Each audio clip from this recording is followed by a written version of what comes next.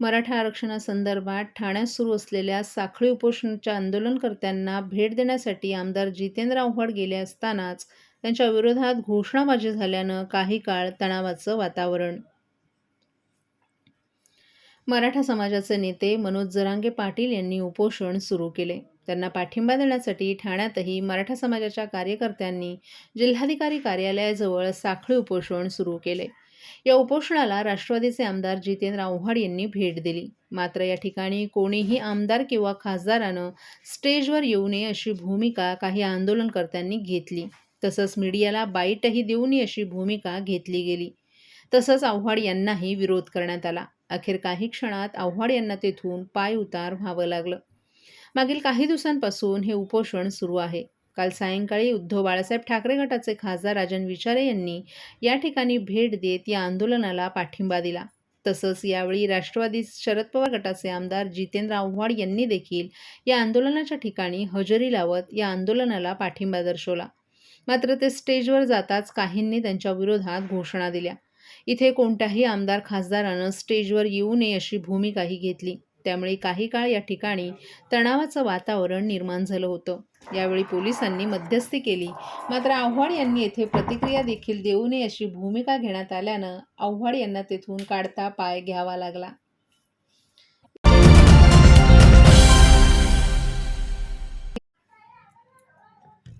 पत्रकार प्रशांत सिनकर यांना journalism and environment science या विषयावर मानद डॉक्टरेट प्रदान.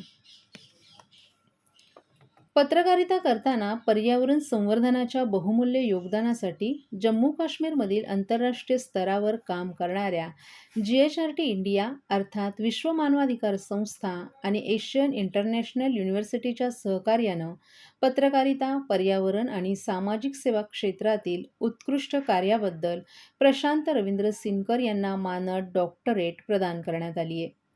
ग्लोबल वॉर्मिंगच्या पार्श्वभूमीवर जगभरात पर्यावरणाचं महत्त्व वाढीस लागलं असून जागतिक पातळीवर त्या दृष्टीनं वेगवेगळी पावलं उचलली जात आहेत. भारतातही त्याबाबत निरनिराळे प्रयत्न केले जात असतानाच पर्यावरणविषयक जागृती करणारे अभ्यासू पत्रकार प्रशांत सिनकर हे देखील तितक्याच तळमळीनं पर्यावरण जनजागृतीसाठी विशेष प्रयत्न करताना दिसून येतात. त्यांच्या या कार्याची दखल राष्ट्रीय आंतरराष्ट्रीय स्तरावर घेतली आहे. त्यांना आजपर्यंत अनेक प्रतिष्ठेच्या पुरस्कारांनी देखील सन्मानित करण्यात आले. त्यांच्या कार्याचा गौरव म्हणून पत्रकारिता आणि पर्यावरण संवर्धनासाठी जम्मू काश्मीरमधील आंतरराष्ट्रीय स्तरावर काम करणाऱ्या GHRT इंडिया एशियन इंटरनॅशनल युनिव्हर्सिटीनं प्रशांत सिनकर यांना मानद डॉक्टरेट प्रदान केली आहे. मुंबई, ठाणे जिल्ह्याबरोबरच पालघर जिल्ह्यातील शहरी, ग्रामीण, आदिवासी पाड्यातील पाणी आणि पर्यावरण संवर्धन विषयक पत्रकारिता केली आहे. त्यांच्या कार्याची दखल घेऊन त्यांना मानद डॉक्टरेट प्रदान करण्यात आली आहे. जर्नलिझम अँड एन्व्हायरमेंट सायन्स या विषयावर मानद डॉक्टरेट देण्यात आली असल्याची माहिती GHRT इंडिया संस्थेचे अध्यक्ष डॉक्टर HR रेहमान यांनी दिली आहे.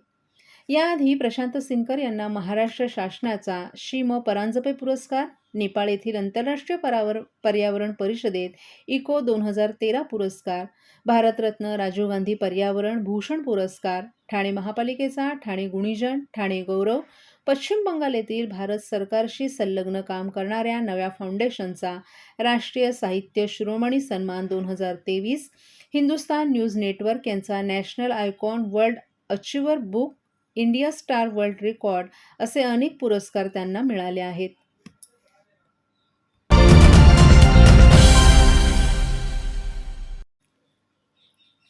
सरदार वल्लभभाई पटेल यांच्या जयंतीदिनानिमित्त ठाणे शहरात पोलिसांचा रूट मार्च. एकीकडे संपूर्ण महाराष्ट्रात मराठा आरक्षण चिघळलं असून ठिकठिकाणी पोलिसांचा मोठा फौजफाटा दिसून येतोय. अशातच ठाणे पोलिसांचा एक नवा आदर्श ठाणे शहरातही दिसून आला. सरदार वल्लभभाई पटेल यांच्या जयंतीदिनानिमित्त ठाणे पोलिसांनी चक्क ठाणे शहरात रूट मार्च केला. ठाणे कोटनाका येथील पोलीस मैदान येथून आंबेडकर चौक, चिंतामणी सर्कल, टेंभी नाका, सेंट्रल जेल आणि पुन्हा पोलीस मैदान अशा प्रमुख आणि गजबजलेल्या मार्गांवर सायंकाळी ठाणे शहर पोलिसांनी रूट मार्च काढत मोठ्या प्रमाणात जनजागृती केली आहे. यामध्ये 100हून अधिक पोलीस कर्मचारी सहभागी झाले होते. शेवटी पोलीस मैदान येथे सरदार वल्लभभाई पटेल यांच्या फोटोस पुष्पहार अर्पण करत त्यांना मानवंदना देखील देण्यात आली. मॅडम, सरदार वल्लभभाई पटेल यांच्या जयंतीनिमित्त रूट मार्च काढण्यात आलेला आहे. काय सांगाल एकंदरीत? आज 31 ऑक्टोबर माननीय सरदार वल्लभभाई पटेल यांची जयंती आहे आणि जयंतीनिमित्त राष्ट्रीय एकात्मता दिवस सर्व भारतभर साजरा करण्यात येत आहे. त्या निमित्ताने आज वरिष्ठांच्या आदेशाने मुख्यालय ते डॉक्टर बाबासाहेब आंबेडकर चौक, कोर्ट नाका, जांभळी नाका, सिव्हिल हॉस्पिटल आणि परत जेल मार्गे परत मुख्यालय या प्रकारे रूट मार्चचं आयोजन करण्यात आलं होतं.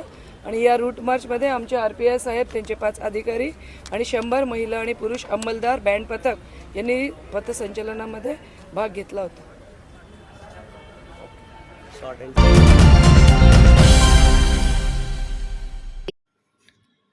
ठाण्यातील काही भागांचा गुरुवारी पाणी पुरवठा राहणार 24 तास बंद. ठाणे महानगरपालिका क्षेत्रात मुंब्रा, दिवा, कळवा, माजिवडा, मानपाडा आणि वागळेतील काही प्रभाग समितीमध्ये महाराष्ट्र औद्योगिक विकास महामंडळामार्फत पाणी पुरवठा करण्यात येतो. महाराष्ट्र औद्योगिक विकास महामंडळाच्या 12वी जलशुद्धीकरण केंद्र जांभूळ येथे तातडीच्या दुरुस्ती आणि देखभालीची कामं हाती घेण्यात असल्यानं पाणी पुरवठा गुरुवारी दुपारी 12 वाजल्यापासून शुक्रवारी रात्री 12 वाजेपर्यंत 24 तास बंद राहणार आहे. या शटडाऊनच्या कालावधीत ठाणे महापालिकेअंतर्गत दिवा, मुंब्रा आणि कळवा प्रभाग समितीमधील सर्व भागांमध्ये आणि वागळे प्रभाग समितीमधील रुपादेवीपाडा, किसननगर नंबर 2, नेहरू नगर तसंच मानपाडा प्रभाग समिती अंतर्गत कोलशेत, खालचा गाव येथील पाणी पुरवठा 24 तासांसाठी पूर्णपणे बंद राहील. हा पाणी पुरवठा सुरळीत सुरू झाल्यानंतर पुढील 1 ते 2 दिवस कमी दाबानं पाणी पुरवठा होईल याची कृपया नागरिकांनी नोंद घ्यावी.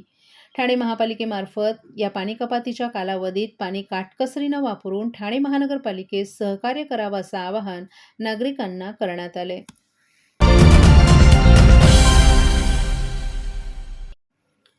मराठा आरक्षणाविषयक सर्वपक्षीय बैठकीत एकमुखी ठराव, राज्यात शांतता, कायदा, सुव्यवस्था राखण्याचं आवाहन.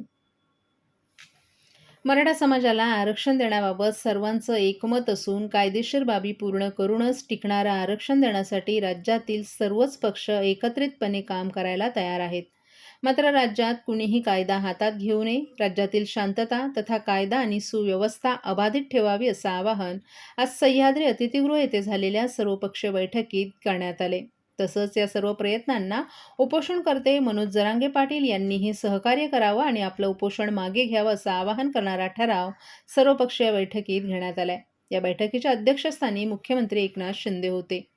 या बैठकीस उपमुख्यमंत्री देवेंद्र फडणवीस, माजी मुख्यमंत्री ज्येष्ठ नेते खासदार शरद पवार, माजी मुख्यमंत्री अशोक चव्हाण, मंत्री सर्वश्री राधाकृष्ण विखे पाटील, चंद्रकांत पाटील, छगन भुजबळ, दिलीप वळसे पाटील, गिरीश महाजन, दादाजी भुसे, विधान परिषदेचे विरोधी पक्षनेते अंबादास दानवे, विधानसभेतील विरोधी पक्षनेते विजय वडेट्टीवार, विविध पक्षांचे निमंत्रित सर्वश्री जयंत पाटील, नाना पटोले, सुनील तटकरे, अनिल परब, सुनील प्रभू तसंच इतरही उपस्थित होते.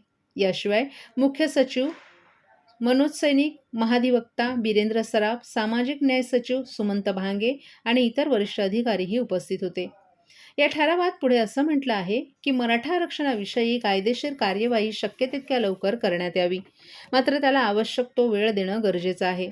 हे आंदोलकांनीही समजून घ्यावं.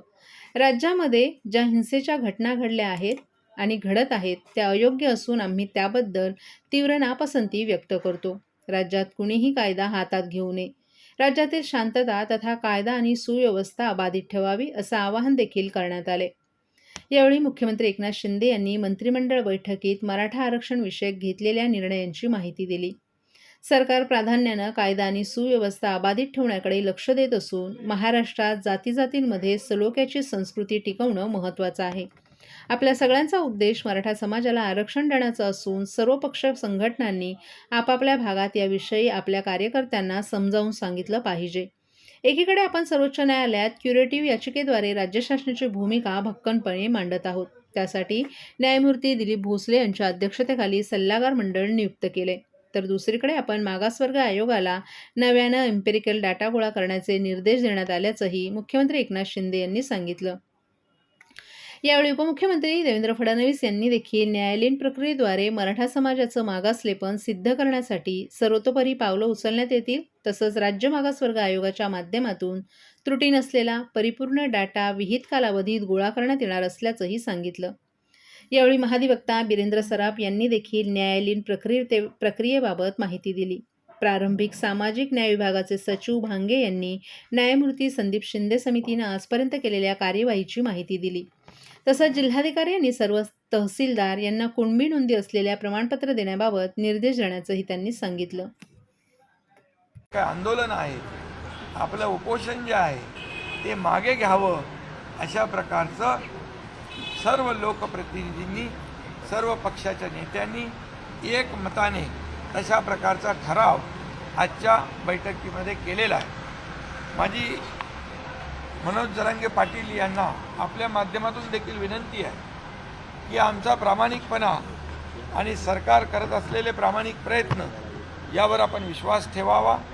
कारण हे आंदोलन आज याला वेगळी दिशा मिळू लागलेली आहे, वेगळ्या दिशेला हे आंदोलन जाऊ लागले आहे. सर्वसामान्य माणसाच्या मनामध्ये असुरक्षितता वाटता कामा नये. सर्वसामान्य माणसाच्या जीवाचं, मालमत्तेचं रक्षण करण्याचं जबाबदारी सरकारची आहे आणि यामध्ये सकल मराठा समाजाने देखील शांतता प्रस्थापित करून राज्य सरकारला सहकार्य करण्याची आवश्यकता आहे. आणि म्हणून राज्यामध्ये कायदा सुव्यवस्था अबाधित राखण्यासाठी सर्वांना मी शांततेचं देखील या ठिकाणी आवाहन करतो आणि सर्वांनी सहकार्य करावं अशी विनंती.